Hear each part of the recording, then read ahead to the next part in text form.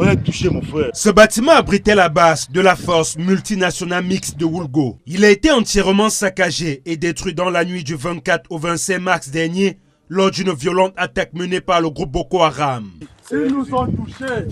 Les véhicules de l'armée camerounaise tous incendiés. L'ampleur des dégâts témoigne de la brutalité de cette attaque survenue à Woulgo, une localité située dans le nord-est du Nigeria, à la frontière du Cameroun. Selon les sources sécuritaires, le combat aura duré plusieurs heures, faisant de nombreuses victimes dans les rangs de l'armée camerounaise. Ils ont tourné la 14-5 dessus, non? Comme ça.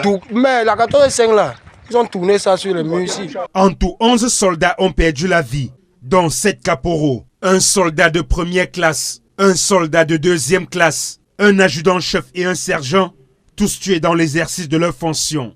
Une vingtaine d'autres soldats blessés ont été évacués à Djamena, au Tchad et à Maroua pour recevoir les soins nécessaires. Côté assaillant, le bilan reste à établir.